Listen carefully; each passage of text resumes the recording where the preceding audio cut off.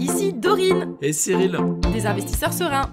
Après plusieurs années de travail en tant qu'ingénieur, nous nous sommes lancés en investissement immobilier.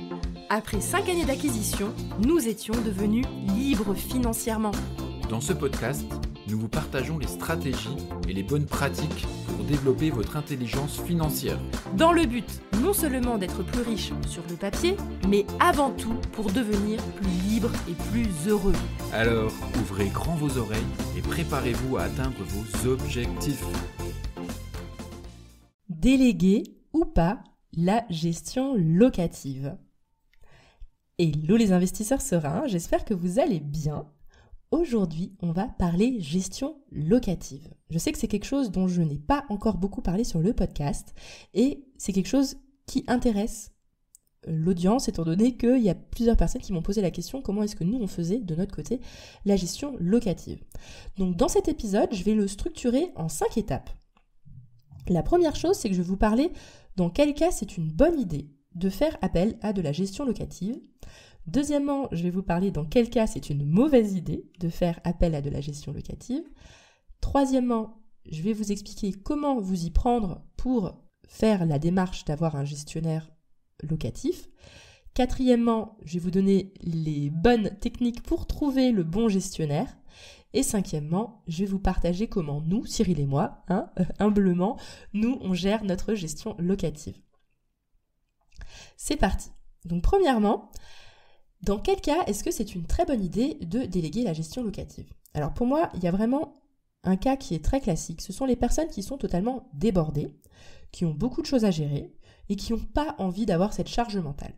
Elles gagnent peut-être déjà bien leur vie, c'est quelque chose qui, entre guillemets, va les peser.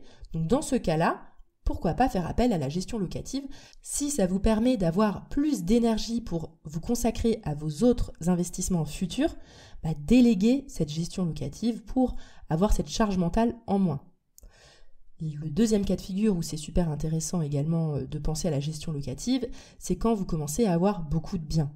Nous, par exemple, avec Cyril, à partir du moment où on est arrivé à 25 lots, enfin on est même à 26 lots, en fait, on s'est dit on va pas pouvoir gérer tout nous-mêmes, sinon ça nous fait un deuxième métier de gestion locative. Je veux dire, on n'a pas décidé d'arrêter de travailler pour s'occuper de nos enfants, pour avoir une vie qui nous correspond vraiment.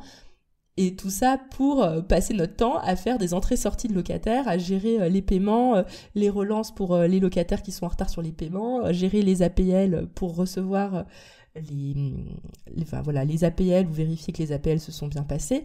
Bref, tout ça, en fait, on n'a pas envie de s'en occuper à partir du moment où on a beaucoup de lots. Donc ça, c'est le deuxième cas de figure où c'est une super idée. Voilà, et la troisième idée, c'est tout simplement, il y a des personnes qui sont prêtes à payer un petit peu plus pour avoir cette gestion locative. Il faut savoir que concrètement, c'est aux alentours, alors on va dire, franchement, on va être optimiste, entre 4% et 7% des loyers qui rentrent qui vont à la gestion locative. Ça, c'est grosso modo, je fais un truc très grossier. Donc, dans quel cas est-ce que ce serait une mauvaise idée de déléguer la gestion locative ? Alors pour moi, la mauvaise idée, c'est quand on a très peu de travail, entre guillemets, très peu de biens immobiliers à gérer, et en plus, en termes de cash flow, on est un peu ric-rac, et que financièrement, on est aussi ric-rac. Et dans ce cas-là, écoutez, vaut mieux s'occuper de faire, on va dire 2 jours par an de visite parce qu'il y a le turnover de votre appartement, c'est pas dramatique, je veux dire, 2 jours de visite, encore j'exagère, je veux dire quelques heures par-ci par-là pour faire un changement de locataire, c'est pas énorme. Donc vraiment, mettez-vous ça en tête que si jamais d'un point de vue financier vous êtes déjà ric-rac et que 100 € par mois, je dis un chiffre au pif, mais 100 € par mois pour vous c'est beaucoup, et à ce moment-là, gérez vous-même. Ok ? Et l'autre mauvaise idée aussi, c'est d'utiliser la gestion locative en mode j'ai surtout pas envie de savoir comment ça fonctionne. Moi je trouve ça quand même bien d'expérimenter soi-même un petit peu la gestion locative pour justement pouvoir mieux gérer par la suite son gestionnaire. Oui, parce que en fait, quand on a un gestionnaire, en fait, il faut gérer le gestionnaire. Donc on fait de la gestion de la gestion. Du coup, comment est-ce qu'on s'y prend si jamais on se dit ok, moi c'est pour moi, je veux faire de la gestion locative. Alors, exactement comme je viens de le dire, moi ce que je recommande dans la façon de s'y prendre, c'est de commencer par faire un peu vous-même. Tout simplement parce que c'est comme ça que vous allez apprendre le marché Également, vous allez capter si jamais vous avez mis ou pas votre loyer au bon prix. Vous allez être à la rencontre directe de vos futurs locataires. Ça a un côté également rassurant. Vous voyez c'est quoi le métier de mise en location et de gestion. Moi, je trouve ça important parce que vous allez voir qu'en réalité, trouver un super gestionnaire, c'est quelque chose qui n'est pas évident du tout.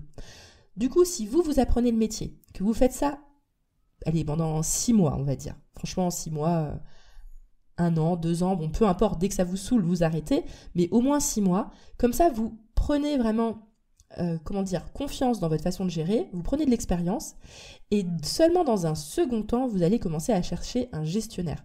Parce que vous aurez trouvé votre style de gestion, vous saurez comment vous avez envie de gérer les états des lieux d'entrée, les états des lieux de sortie, et seulement à ce moment-là, vous passez à la recherche d'un gestionnaire.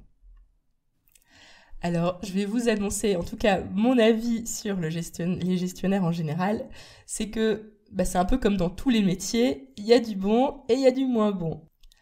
Donc, déléguer sa gestion n'est pas quelque chose de miraculeux, d'extraordinaire et qui va totalement vous décharger. Parce que déjà, tout ce qui est les petits problèmes finalement quotidiens, le gestionnaire, il va vous en parler, il va vous demander votre avis et souvent, vous allez vouloir mettre le nez dedans parce que vous n'avez pas envie, quand il va vous sortir une facture pour changer une serrure à 200 €, vous allez vous dire « Non mais attends, moi je vais aller sur place, je vais gérer le problème, j'ai pas envie de payer 200 € pour un truc qui me paraît un petit problème. » Donc vous aurez forcément envie de mettre le nez dedans, ça va pas être magique. Et en plus de ça, ce sont également des personnes qui ont leurs petites habitudes de gestion, qui ne vont peut-être pas correspondre à votre façon de voir la gestion locative.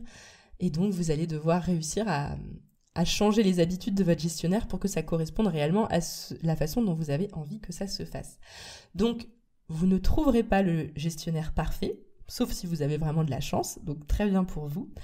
Ce qui est fort probable, c'est que vous allez contacter des agences. Alors, il y a 2 façons de faire. Soit vous passez par une agence de gestion locative, donc c'est une sorte de structure avec, souvent ce sont des agences immobilières qui font également de la gestion locative. Ou bien vous allez trouver quelqu'un d'un peu plus indépendant, comme un travailleur à son compte, qui va du coup coûter probablement moins cher parce qu'il n'y a pas toute la structure, mais il n'aura pas non plus l'expérience et les assurances que ont un gestionnaire plus traditionnel dans le cadre d'une agence. Donc ça, c'est à vous de voir en fonction du feeling. Et une fois que vous aurez trouvé la personne avec qui vous allez avoir envie de travailler, en réalité, en fait, il va y avoir toute une phase. Finalement, c'est comme quand on embauche quelqu'un. Il y aura toute la phase d'onboarding. C'est comme ça qu'on appelle quand on embauche quelqu'un. Mais en gros, même si en réalité, vous n'avez pas un statut d'employeur et salarié, mais en réalité, c'est quelqu'un qui va travailler pour vous. Et il va falloir prendre le temps de lui expliquer comment vous voyez les choses. Peut-être que vous allez lui fournir les photos que vous aurez prises de votre bien. Vous aurez peut-être déjà réfléchi au texte des annonces, vous aurez envie de voir un petit peu comment lui il fait. Et en fait, dans cette phase, finalement, vous allez apprendre à vous connaître, voir comment il travaille. Et finalement, c'est une sorte de phase de formation où vous allez lui apprendre, entre guillemets, à faire son travail. Alors, à voir en fonction de comment il est réceptif ou pas. Peut-être qu'il est excellent et du coup, c'est lui qui va vous apprendre finalement comment faire encore mieux que ce que vous faisiez. Et c'est en apprenant à se connaître que vous allez réussir à mettre en place un partenariat sur le long terme où vous allez vraiment lui faire confiance et tout doucement vous décharger totalement mentalement de la gestion locative. Voilà. Je termine avec un petit retour d'expérience sur comment ça s'est passé pour Cyril et moi au niveau de la gestion locative. Alors on a acheté notre premier immeuble. Au début, on a tout géré, ce qui a été vraiment formateur et d'ailleurs hyper rassurant.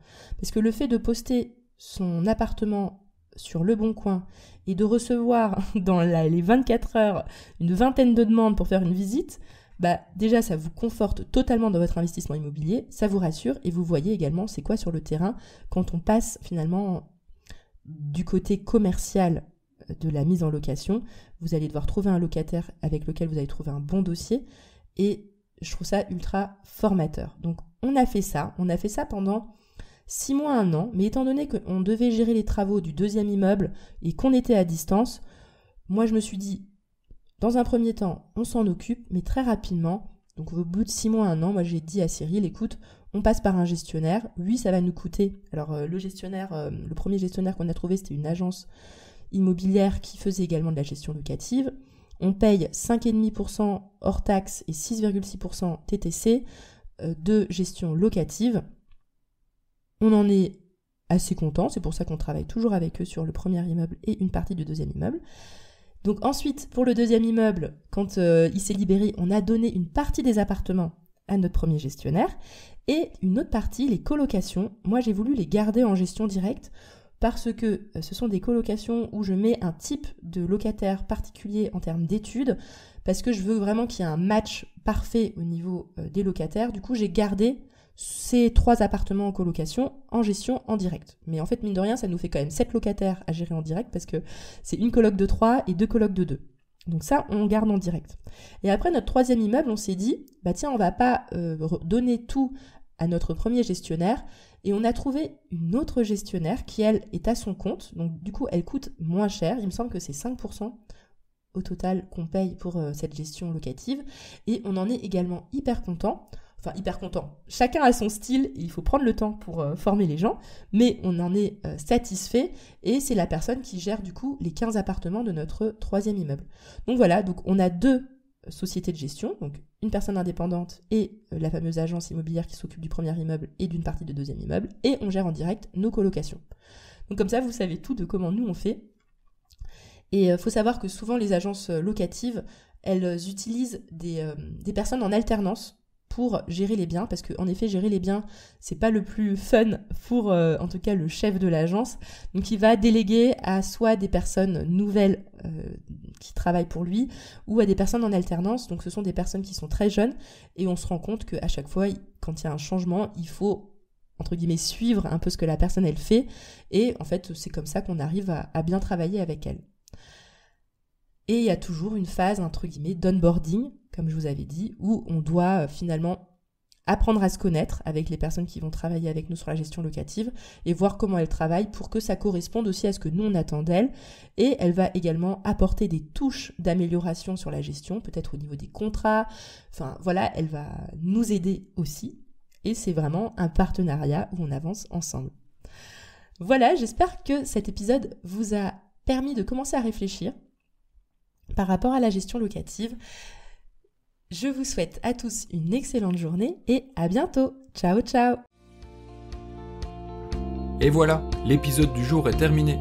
Mais avant de finir, pense à t'abonner au podcast pour ne rater aucun épisode. Parce que nous sommes ici toutes les semaines, sans faute, pour t'apprendre non seulement à devenir plus riche sur le papier, mais surtout pour augmenter ta liberté.